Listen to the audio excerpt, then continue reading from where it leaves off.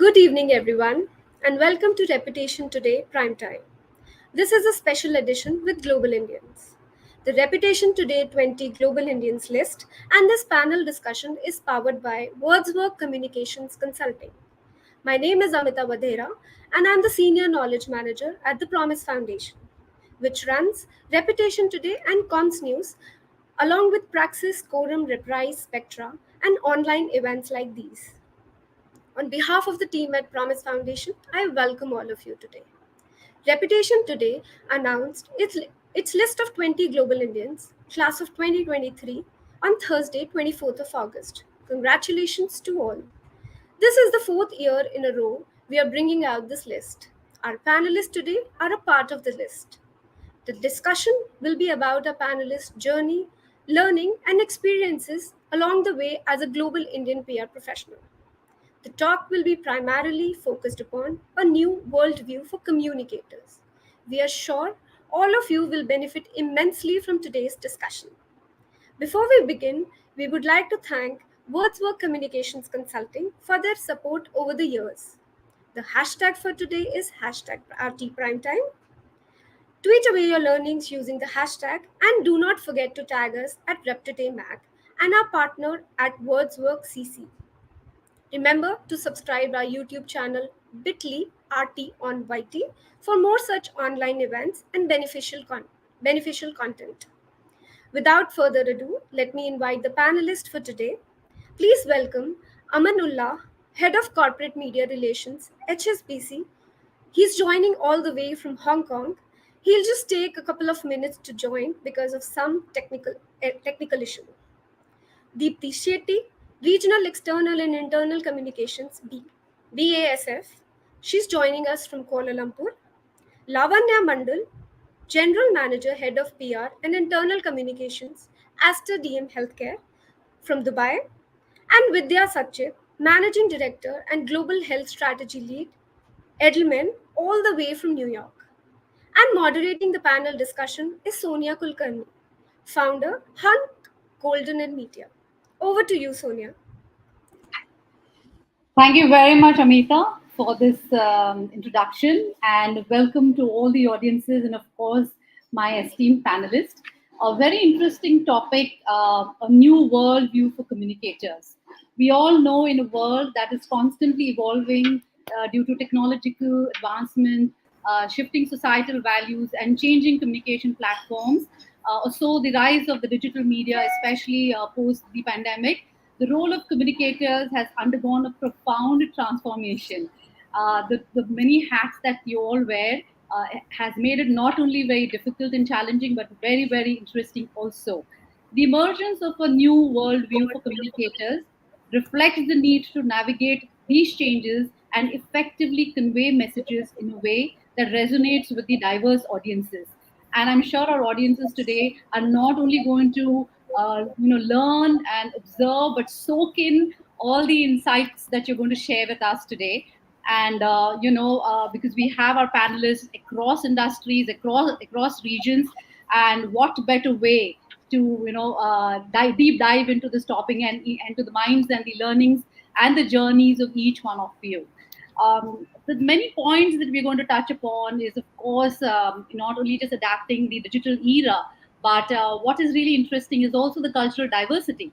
Also, the geopolitical, social, economic situations that are arising, and how, as communicators, we see our role really expanding the entire landscape. So, I would like to invite all my panelists here. Each one of you, we can, go through each one of you, take that round, couple of minutes. While of course Amita has nicely introduced, but talk about your journeys, talk about experiences, and touch upon at least these two aspects to open the panel discussion with your opening remarks. Thank you.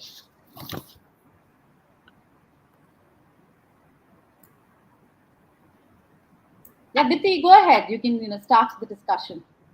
Sure. Happy to. So maybe a very quick introduction while I think Amita was, kind enough to introduce us. From my side, so I've been in communications all along. Yeah. So I've started off on the agency side and then moved to corporate. And back in India, I was, with a very large Indian conglomerate, Godrej. And there, I think, the beauty of being in a conglomerate is, you get the opportunity to work across different sectors. Yeah. So right from FMCG to real estate to retail to B2B business, I mean, couldn't have gotten even more diverse for me in terms of gathering the relevant experience. And I think I didn't even realize that, it kind of breezed through, and I spent about a decade there. And I think that's when I realized, I was getting into this entire comfort zone, or, secure company, everything is, going largely okay. And I then got the opportunity to join BASF in India. So I joined the India Corporate Affairs team. And so it was kind of an entirely new world there for me. Very, very large global organization, German chemical company with footprint in so many locations. And it kind of personally opened a lot of opportunities for me. And a few years down the line, and it was actually a couple of years back that I moved to Kuala Lumpur, Malaysia. And it's a very unique setup here, and it will take me some time to explain that, so I'll keep that for later. But here, in terms of my role, I look into regional communications for internal and external for the Asia Pacific market.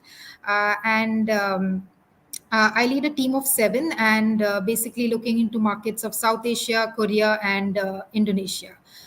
So yeah, I mean, it's been a very exciting journey so far. And just in terms of maybe just one quick sharing here in terms of the personal experience of moving geographies, because these are not easy decisions to make, and I'm sure my co-panelists also would agree. You're suddenly kind of uprooting yourself from your home location to another one. And I think two simple things to keep in mind is that, one, of course, it needs to work for you professionally. Yeah, I mean, it definitely is a step up, it's a new geography, etc. But I think equally important is that it should work for you personally as well. Yeah, I think here, in terms of your family, spouse, child, etc., it should fall into place, because I think that makes your journey far more easier if it's working on a personal front as well. So just a quick sharing on that one. And yeah, I mean, given this wide experience, and I think you have those questions lined up, Sonia, in terms of geopolitical, digitalization, tackling a Gen Z audience. I think we'll touch upon all of that. Cultural diversity is a big one, especially I think for a market like Asia Pacific, which is, I think, very a bit unlike a Europe or a North America or a Latin America, which are kind of a bit similar. But Asia Pacific, I think, is truly diverse, given the sub markets that are there. So one side there is an Australia, New Zealand, which is so developed. There's a Japan, Korea. There are India and China, big markets. So I mean, lot of topics to discuss there, but I'll keep that for later. Thanks, Dipti. We'll come back to you soon. We have Aman, of course, who's joined us. Aman, we were requesting panelists to open the conversation with, a little bit about insight into their own journeys, and of course, your experience as a communicator from Hong Kong, working with HSBC. So if you can give us, a couple of minutes on that, and then we can move to the other panelists. Sure. No, thank you, Sonia. It's a pleasure to be on this panel with all talented people from across the globe that are here, and it's a very nice feeling that we see so many of Indians, especially in functions like communications, right up there within their respected fields of industries and large corporates. But if I have to talk about my journey from India to Hong Kong and what I'm doing in Asia Pacific as a region, I would say it's a journey of learning, and something that stayed with me from my previous bosses, Dilip Cherian. When I started my career in agency and working at Perfect Relations, we had gone for a presentation to the brand managers of a large FMCG company in India, and the first question he asked the brand managers there in the room, saying, "How many of you know Mandarin?" And everybody was surprised. So he said, "Look, in the next couple of years, you will either sell to China or you'll buy from China."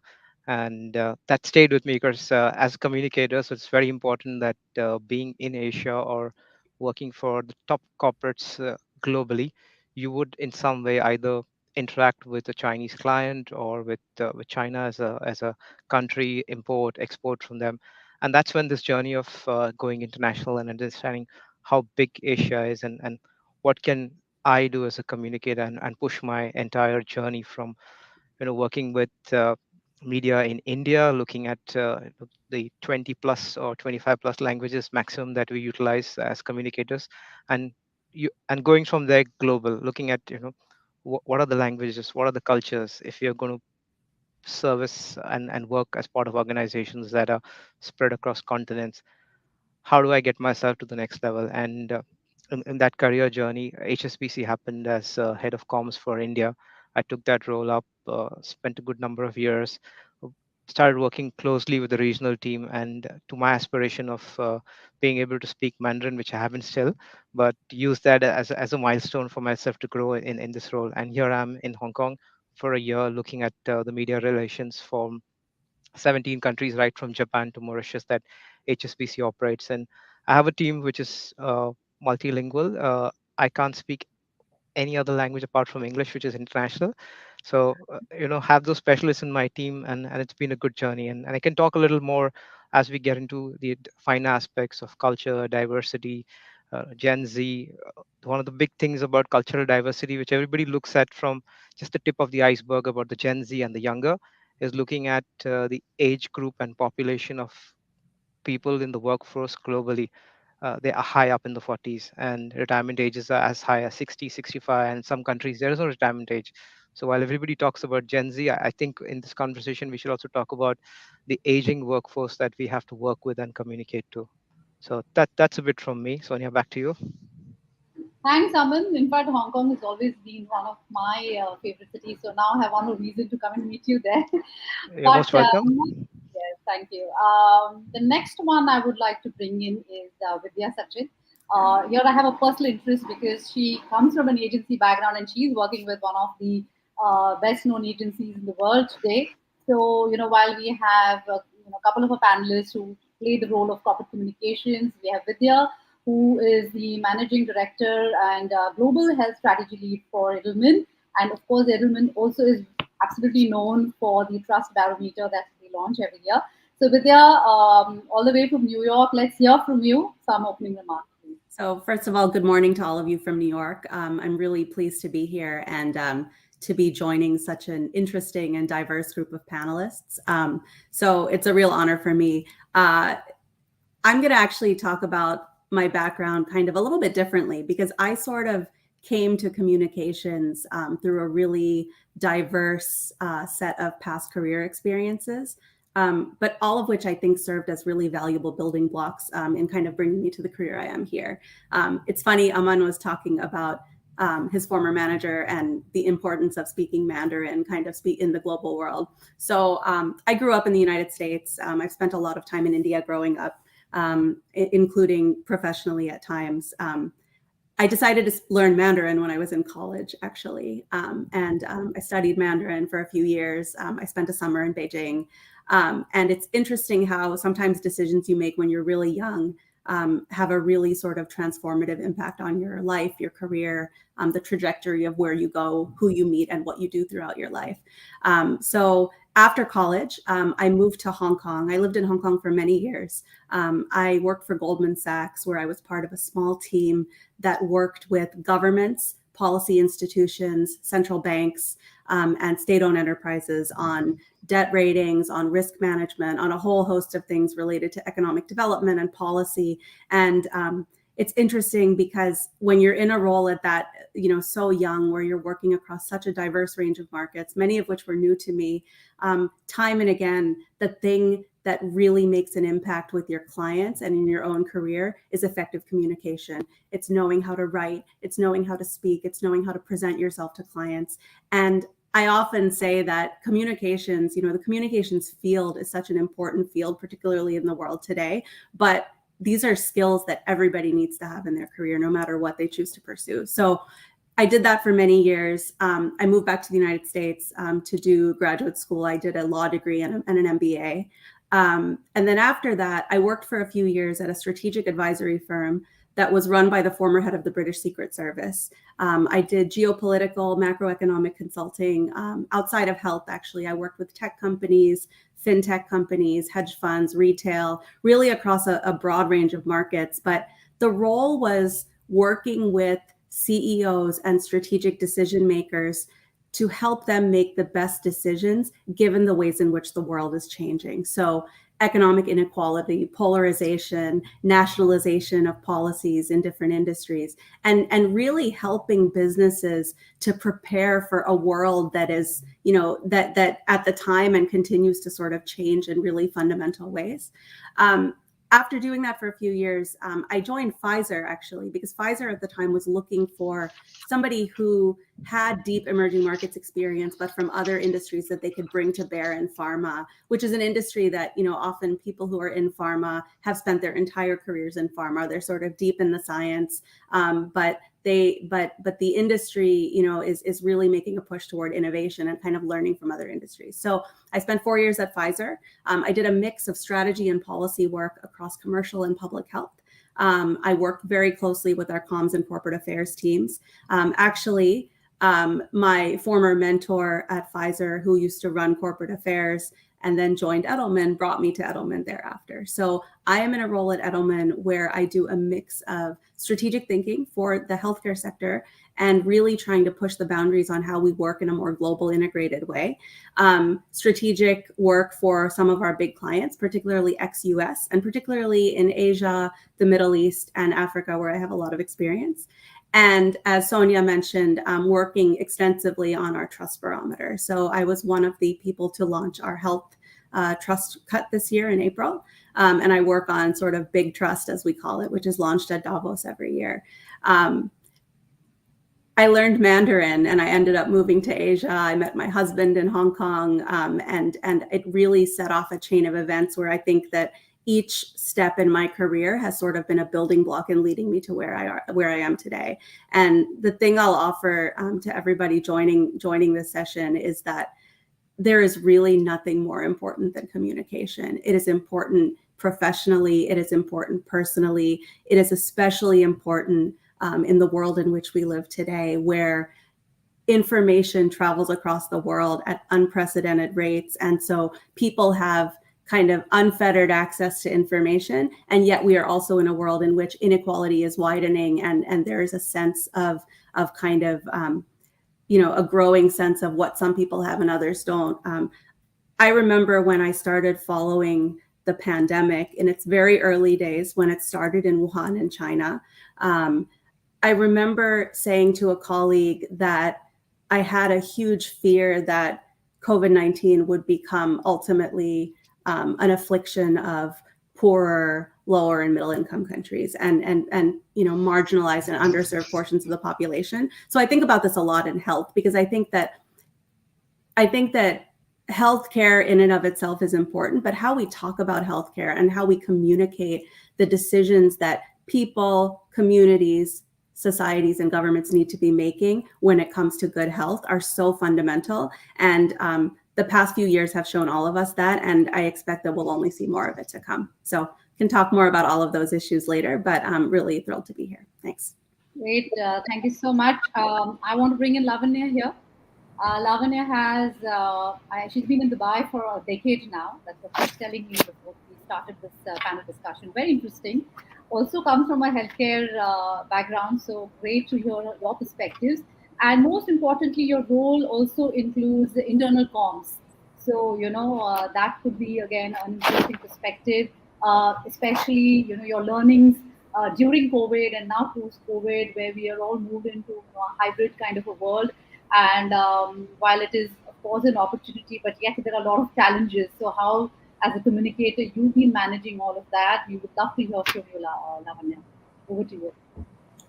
Thank you, Sonia, and good afternoon, everyone. Thank you for having me alongside the esteemed panelists today. To mention a little bit about myself, I started my career in PR with Edelman in India, working across corporate clients from private equity to Crafts Foods to CNN, a multi-bag opportunity that I had.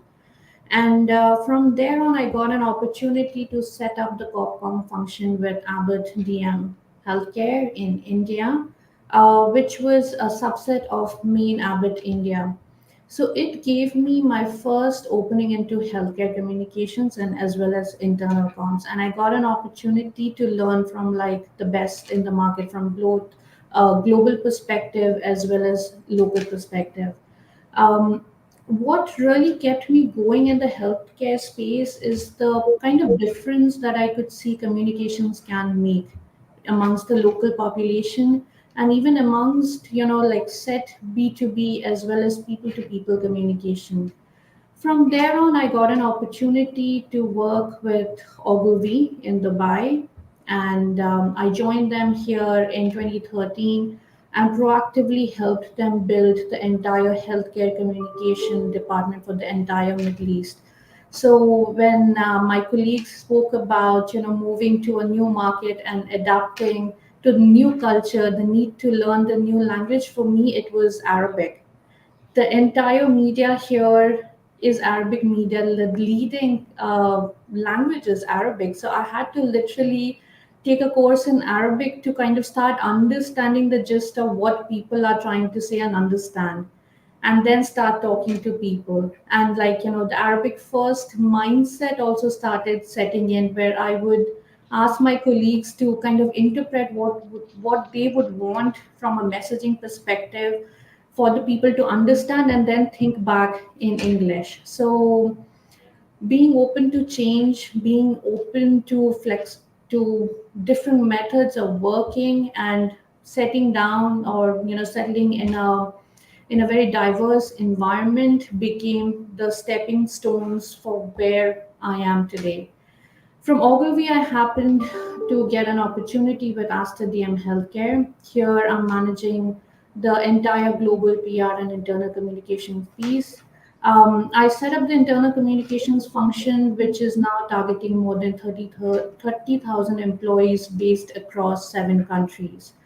Some of the insights that I can share is like being open to listening is what helped me come up with solutions that can address what the overall piece is going to look like. The insights that I could derive from surveys targeting employees, what they want to listen to, what is it that they think about the leadership, the company's perception, and what they would want to hear from the leadership team were some of the elements that I could, proactively integrate into the communication piece and then accordingly identify tools that can be deployed to address the larger target audience.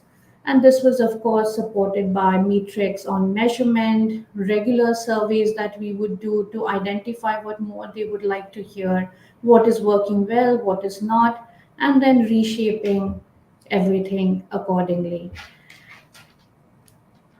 That would be from my end. Over to you, Sonia. Thank you, Lavanya. I think we've got great insights from all of you. While I totally appreciate, the roles that you're playing, and it's been extremely challenging from, of course, the language barriers, the cultural diversity. But the central focus as communicators has always been storytelling. So, how do you, relate, or how do you view the importance of storytelling as the central element in the new world view for communicators? Because obviously the lines are blurred. It's no longer, the role is very dynamic.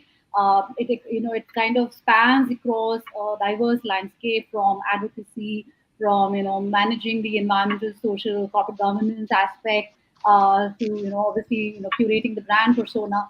So where do you see? I mean, if I can get your views on this, how important storytelling is still there.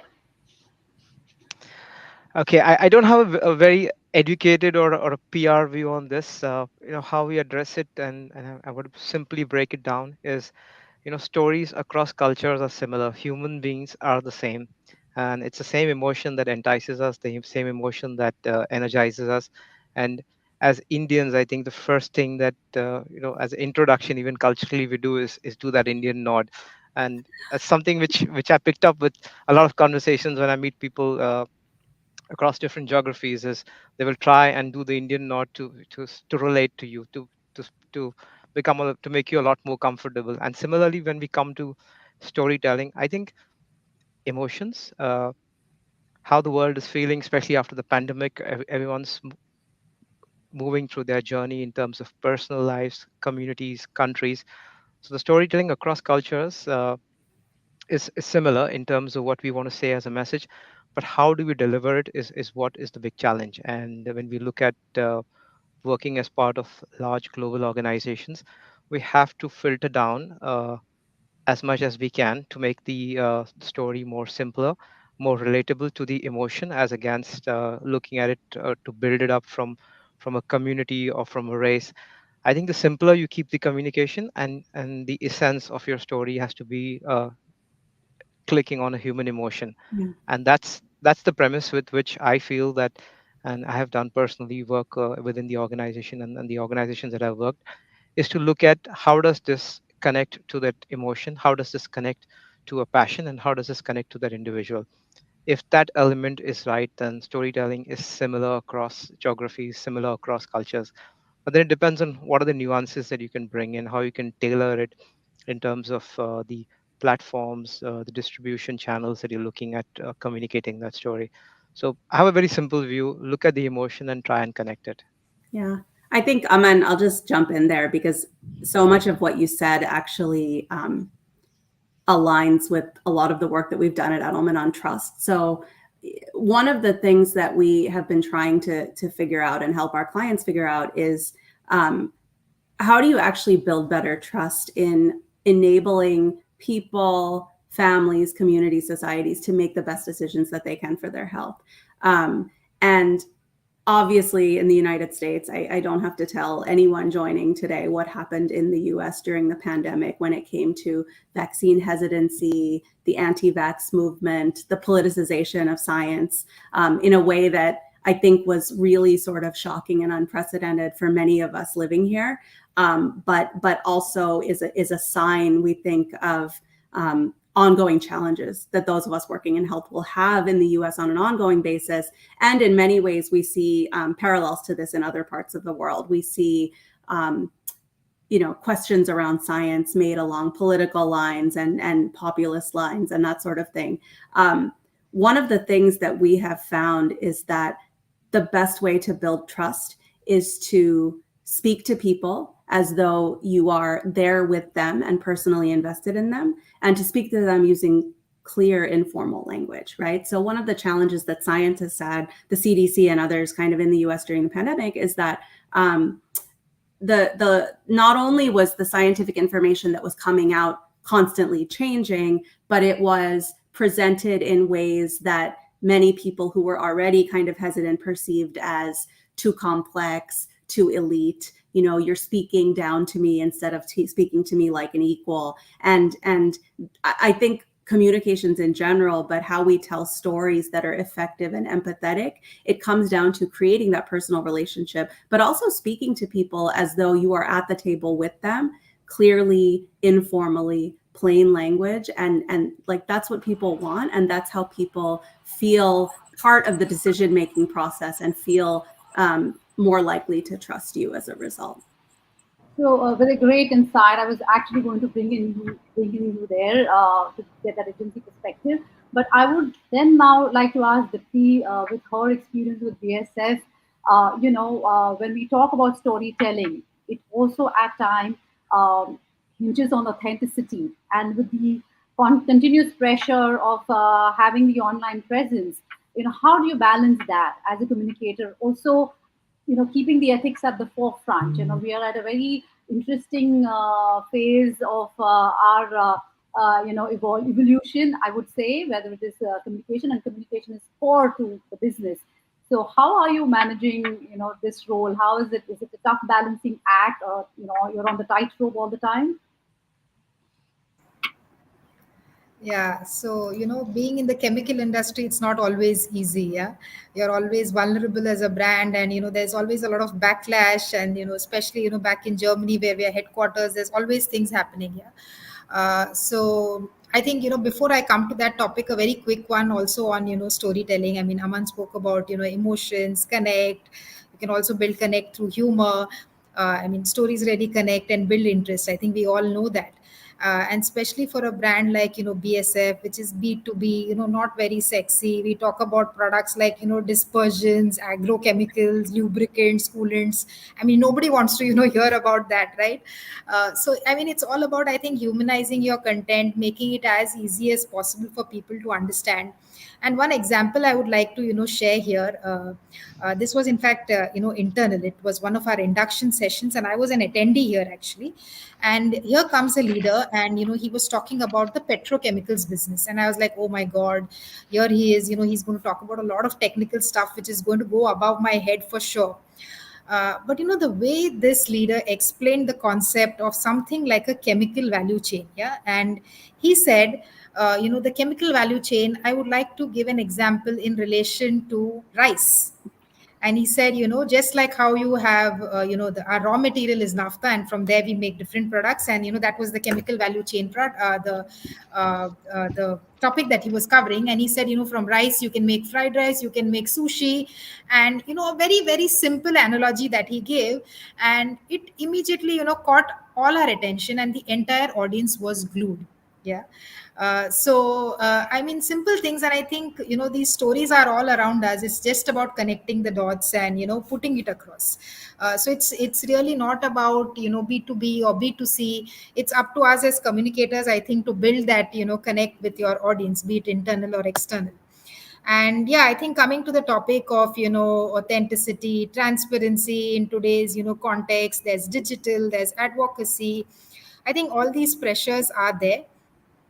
Here, I think, Vidya, the Edelman Trust Barometer, I mean, that's one of the key inputs that we look at from a BSF brand perspective as well, in terms of trust, where we stand. We also do a lot of trend studies in terms of what the audience and our customers want. And here, sustainability, the need and the ask for climate protection as a topic. These are some of the top topics that, they expect brands like BSF to be responsible and drive. And that's what is in fact, one is, of course, you have to walk the talk, and is also our part of our corporate campaign, and a very strong messaging externally and internally for us. So yeah, I think that's how I would summarize it and keep it short and simple. But that's very interesting because you have to constantly keep adapting and adopting yourself to the new world. You have to remain agile. You have to also ensure that the teams are taken along with you. You have to obviously think ahead of the curve, plan ahead. So Lavanya, how has it been for you in terms of the transformation?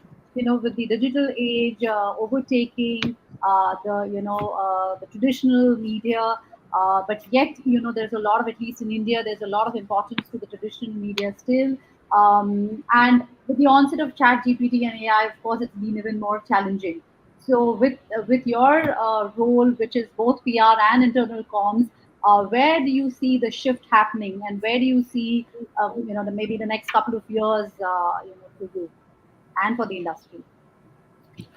Sure. So, gone are the days when our stakeholders would ask for a front page coverage in Times of India or any of the traditional media channels.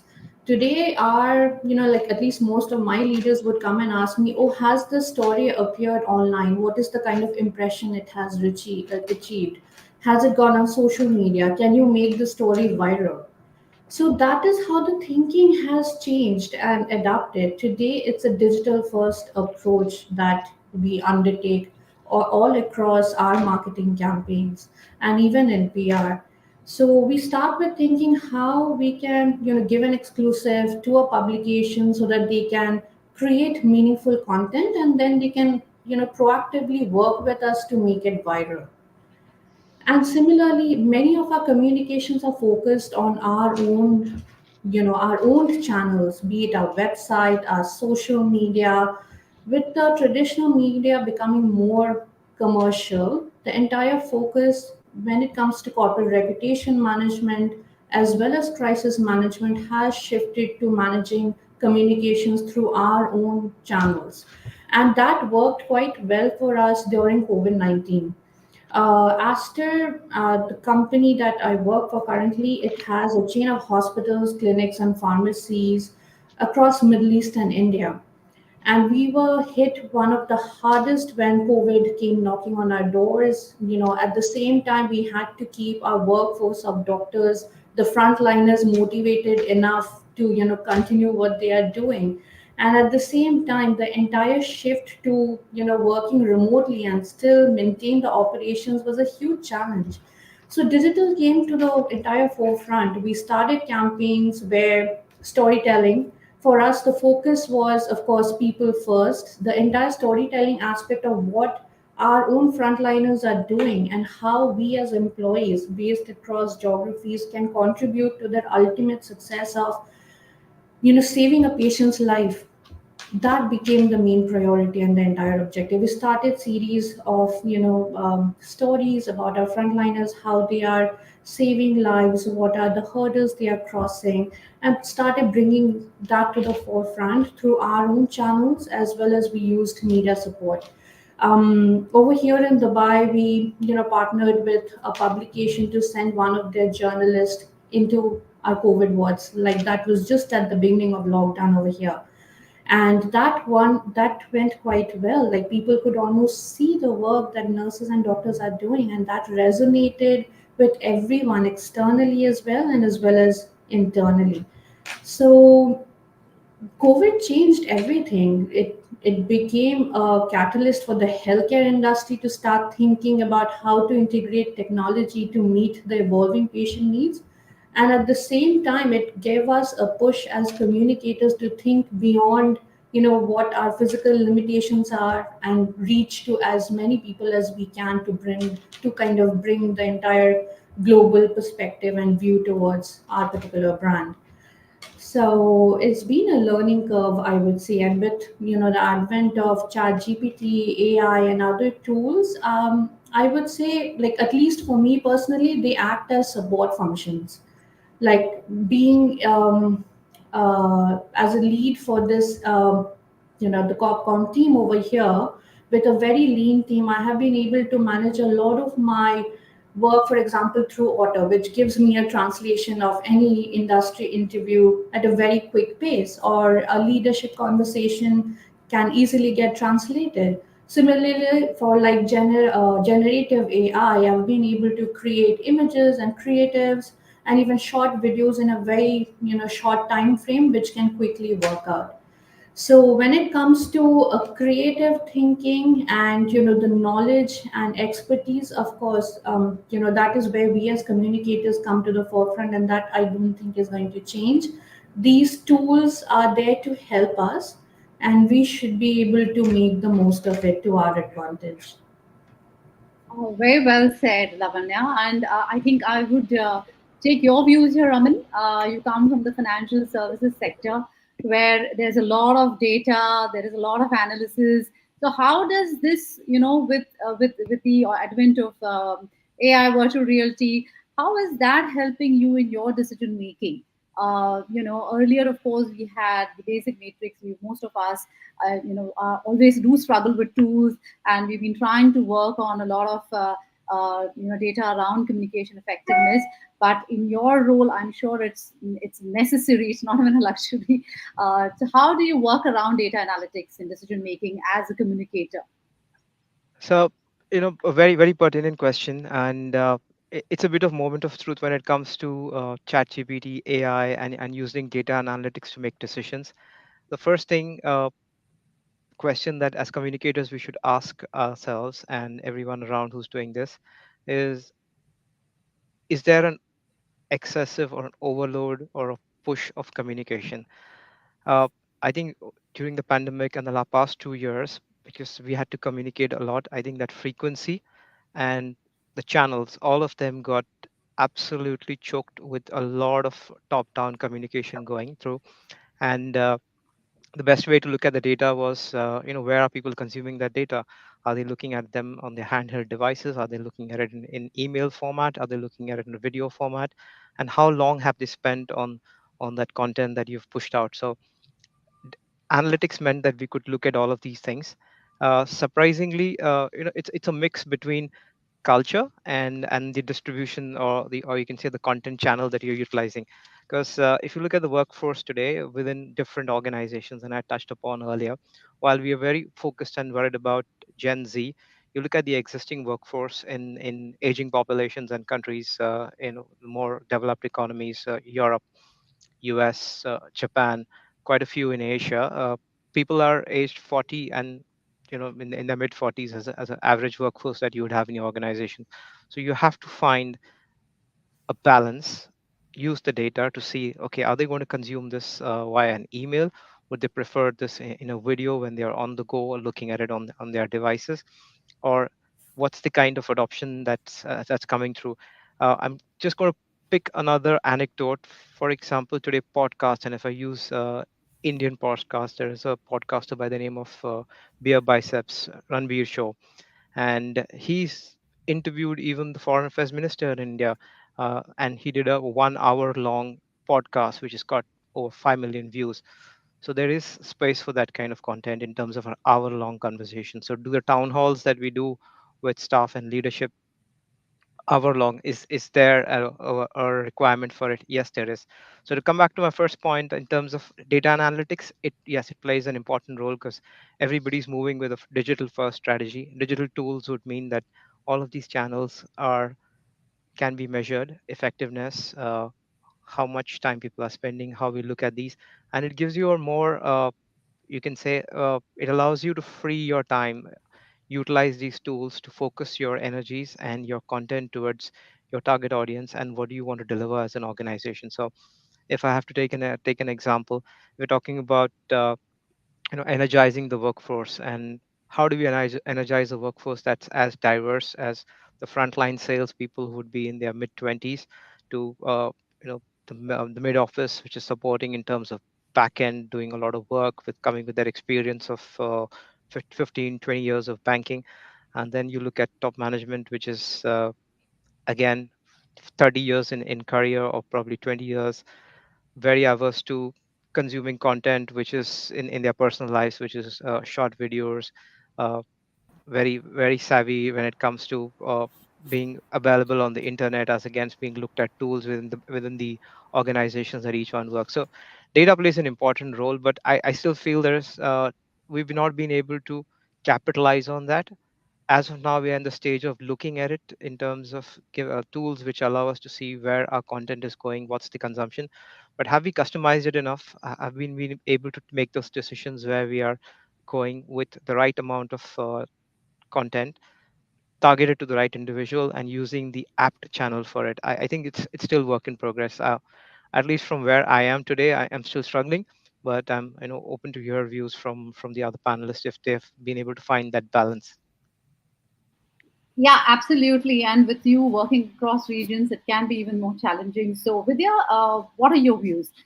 Data, how do you use data to, say, convince a client, if you're looking at a new campaign or a new page, or you still go with your gut and, you say, okay, this is going to work for you. So, how do you manage that?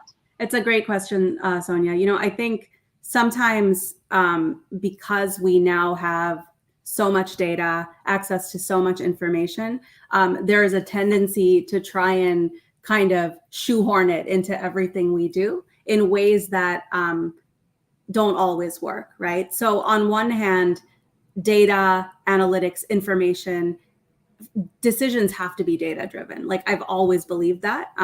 I've learned that, I learned that in business school. I've learned that throughout my career.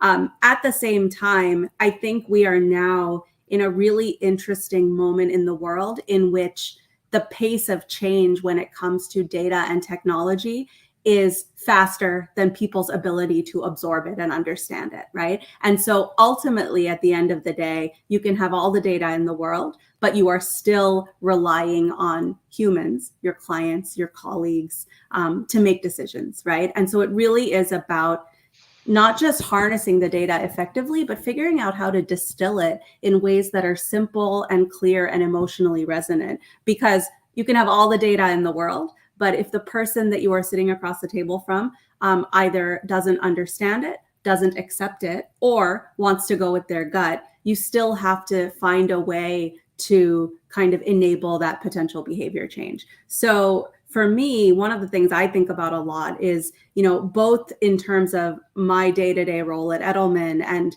thinking about ways that we can bring the power of data, but also the nuance of data to our work with clients. But I also think about this through the lens of, the pace at which the world is moving vis-a-vis technological changes. So we see changes in technology, changes in AI, but legal systems, regulatory systems, policy systems are not always equipped to absorb those changes and are constantly playing catch up to the changes that we see happening in technology. So I think we're at a really interesting moment in the world in which, on one hand, the pace of technological change is the fastest it's ever been and only getting faster, but we are still on some level limited by the human being's ability to absorb and accept and understand that change. And I think it's our job as communicators to actually figure out how to bring together kind of those two challenges in a way that is meaningful for our clients and for the world.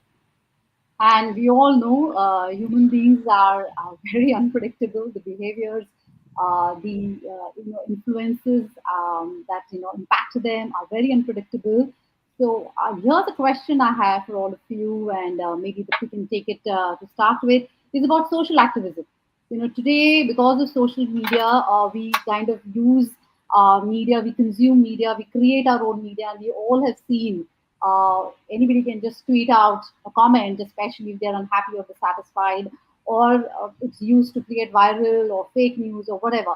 So social activism has also going to be a very important aspect of the role of the communicators. So Dipti, how do you handle that with BSF, especially in a very sensitive industry, working across so many regions? Is that a challenge you face, or you've been able to successfully tide over that path? Yeah, how we wish we could have successfully tied over that. Yeah, but it's I mean, social activism, like you mentioned, and I think that's also kind of linked to data analytics in some way. Yeah?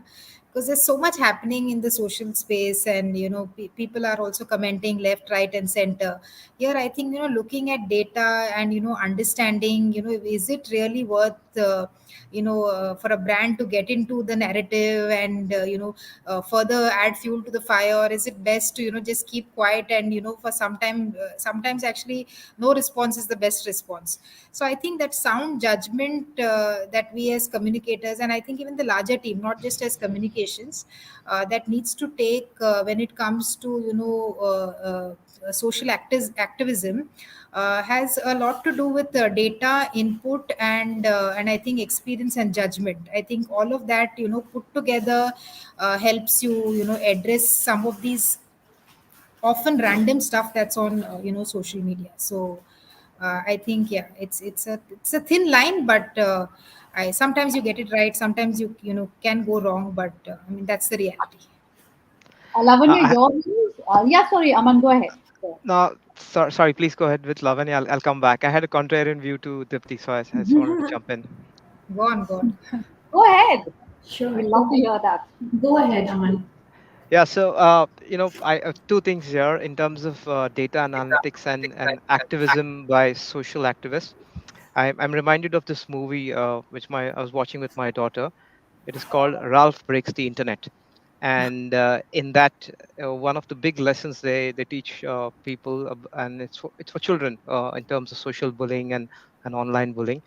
He says, do not never read the comments, and that's something which has stayed with me. And you should, and I wanted to counter Dipti's viewpoint. While you can have all the data, first you just got to ignore the comments when it comes to people and social activists and trolls first, because these are channels that you want to, when you're using corporate channels, it's a more of a one-way communication of Yes. awareness and what the corporate is doing. And the second aspect is, I think the whole social media and the trolling is inevitable. You just cannot win that battle. You've got to pick your battles when it comes to all of these social individuals and social activists. So there's 2 points there. One is ignore. You've got to ignore the comments. It's a little too strong, but when I will watch that movie, I think it's a powerful way. The second is, if the activist or the social activist is bringing something which is impacting societies, communities, you got to use the values filter. You got to see the values that you stand that are close to you as an individual, or the values that the organization stands for, and then using the filter of the values, saying that, is this the right thing to do? How will this impact society? And again, I want to use the example of my daughter. When I go back home, I should be able to explain to my daughter about what this incident is. And, can I face her and explain to her that what I'm doing as an organization is right or wrong? So you just use the values filter to look at activists, and of course use Ralph breaks the internet to just ignore comments. Sorry, I concur with you, Aman. So what I said was, I mean, use the data, but use your judgment. Yeah. And you, as a brand, you don't want to come into the picture and unnecessarily add fuel to fire. Sometimes, and in fact, most of the times, best response, I mean, no response is the best response. So yeah, I think in most cases you ignore. Yeah, and to add to that, there are, and I cannot name situations, but there are times when we were challenged with a lot of the organizations that I've worked with, a lot of social pressures, a lot of pressure from external think tanks, and at that point of decision, the first thing I have told my leaders or stakeholders is, how does this look, and how do you feel about this decision? You can talk about communications later, but tomorrow, will you be able to explain this to your family? Can you explain this to your children? And would you be able to say it proudly to yourself in the mirror? Then that's the right way to go in terms of communications. Yeah. I think the only other thing I'd add to that from my perspective is that the world is not black and white, right? And activism, particularly in an era of social media and kind of digitization of information flow, there is a tendency to make things more binary or more black and white than they actually are. And I think as communicators, right, our job is to sort of be able to articulate the kind of full spectrum of nuance that, because if a decision were easy, we'd be making it, right? So when Edelman is questioned about why we work with particular companies, or why we are working with a company that is not doing enough in kind of sustainability, climate change, and that sort of thing, I think on one hand, there is the values of the company, and sort of, are you doing things that align with those values and align with your values as an individual? But there's also the sort of thinking that the only way we actually move the needle and move communities toward good is actually by working with them and talking to them. And I struggle with this a lot, in my role. I struggle with this when I think about politics in the US. Like, do I engage with people who I fundamentally disagree with? Do I try to get through to them, or do I just say this is never going to happen? And I think that's kind of the inherent challenge of communication, and sort of a fundamental challenge that is here to stay, because I don't see the world becoming any less polarized or segmented than it is anytime soon. Oh, great. I think, Vidya, you brought about a very important point, which is going to lead me to my next question. And you talked about values, values of an individual, values of the communicator, values of the organization that you're working for. And in all this, with all the global geopolitical changes that are happening, it's a tough call. So how do you see your role as a communicator? What is the view? How do you manage it? Two big elections are coming up in US, India, of course. There are so many technological advances happening. We've had a successful moon landing in India. Obviously, all this impacts. It may not really impact maybe on a day-to-day basis, but on a larger spectrum, it does. Business decisions, it does. How do you quickly, adapt to that change in narrative, or do you go out and advise on certain situations by preempting them? I would love to hear each one of you here. And we have, I think, about 5 minutes left. So a quick discussion on this, and then I would like to also conclude with a campaign or a successful campaign that you guys have done. Anything you would like to share. So let's hear about the geopolitical views for sure. I can take on this question first. I think ultimately it all relates back to what the purpose of the organization is. Like in healthcare, we try to align where we are commenting, which advancement in whichever country we are present in, we are commenting on, it has to align with what the organization is trying to achieve. Like for Aster, they want to make affordable care accessible to all. So it relates back to policy changes, any government directives that comes across in introduction, in subsidies, or new policies getting introduced. So that is the kind of collective call that we take with the leadership, being aligned on what is the perspective that we should put forward. So that could be, that is the angle that we definitely undertake. Now, when it comes to a successful campaign, I can give an example about a campaign that we are working on called Ask the Guardians Global Nursing Award. It's an integrated campaign that we launched a couple of years ago to tackle the shortage of nursing worldwide. Today, there are some 13 million nurses which are deficit in the entire healthcare system, and that's a huge crisis which is out there. We launched an initiative which would recognize what nursing is doing for the entire healthcare industry, starting from COVID, when this challenge came to the forefront. A nurse, if you would understand, like he or she spends the maximum amount of time with the patient, even beyond the doctor, and she ends up running the whole treatment protocol for a patient. Now, with the shortage of nurses, this treatment protocol management of patient procedures has become a huge challenge. So, the initiative that we had was about launching a platform where nurses from across the world can come and share their stories, and one nurse out of them will go on to win an award around International Nursing Day of $250,000. The first year of the campaign helped us register around 25,000 nurses who came to the forefront to share their stories, and one of them went to win the award.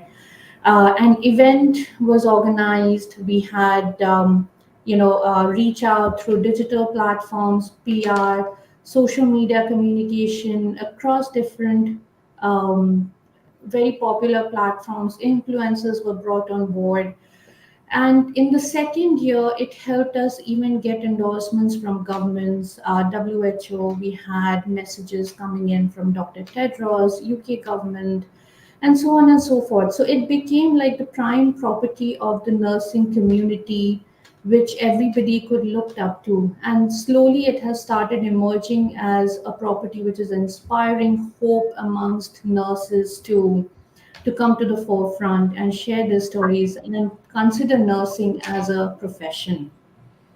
Great, So, Lavanya. We'll have to quickly move to Aman and the others. We're on really short on time. I wish I can have this conversation ongoing, but yes, Aman, over to you. Yep. So, very, very quickly, just wanted to say, firstly, I'm very happy again. I'm repeating myself that to see so many Indians at senior positions within the world of communications across different networks. But if I have to talk about two key takeaways, I would say as working in the Indian market gives you a lot of experience when it comes to managing cultures, managing government stakeholders, being able to work with different kind of media because every market, every region has a different language, it has a different culture. So take that experience from India and make it truly global. And that's one thing I would share. And I feel that as working once in India really will help you develop your career in multiple markets. Thank you. Can we have Vidya next? Sure. So thank you to everyone again. This was great. And I think my takeaway is to listen, to be open to opportunities, and to be humble, right? So I always say that one of the things that great communicators do is actually that they talk less and they listen more. And I think that that to me has been a really sort of useful learning and kind of thing to think about. And the other thing I'd say is let yourself be surprised, be open to new opportunities, be open to new experiences, new parts of the world. You never know where your life and your career may take you. And life is long, careers are long, and full of surprises and unexpected twists. So be open to those changes and embrace them. Dipti definitely took Dipti to Malaysia. So let's hear from Dipti. Very quick one from my side. I think what I would say is I think the fundamentals remain the same. Yeah, be it communications or be it any field. Yeah, I mean in any global market, I think largely it's the same. Some bit of nuances would change. Yeah, and I think be open, like Vidya mentioned, and keep experimenting, keep innovating. There's lots of exciting stuff around, lots of exciting stuff happening around us. I think tap into them and look at what more we can do. Yes, Dipti, thank you all our panelists. It's been a pleasure. As I said, I hope this conversation could have gone longer. All our global Indians are playing such dynamic and multifaceted roles in a very, very diverse landscape. I think the need for the communicators today is to be agile, culturally aware, and ethical, of course, in their endeavor while adapting and adopting the technology, embracing and mastering the art of storytelling and fostering inclusivity. So the need to also for all of us is to foster meaningful connections, learn from each other, learn from our experiences. I think it's been a great panel, a lovely discussion, and a repetition today, and all of the organizers, including Amit. I hope we can have this discussion again, and I hope the audiences have enjoyed. If there are any questions, Amita, you can share, or we can take it offline. Thank you very much once again, and it's been a pleasure to moderate this session. Thank you. Thank you, Sonia, and bye, guys. Thank you. Bye. Thank you. Thank Happy you. Onam to whoever's watching.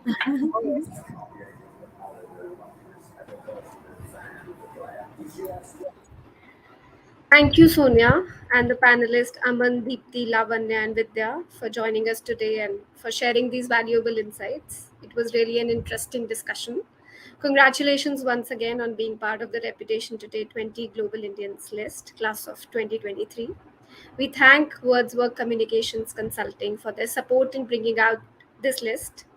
We will see you soon for more of such opportunities of learning. Meanwhile, I hope you have signed up for the 10th edition of Praxis, which is scheduled between the 22nd and 23rd of September in Chennai. Visit praxisonline.in for more information and for signing up the summit. Thank you. Have a great evening ahead.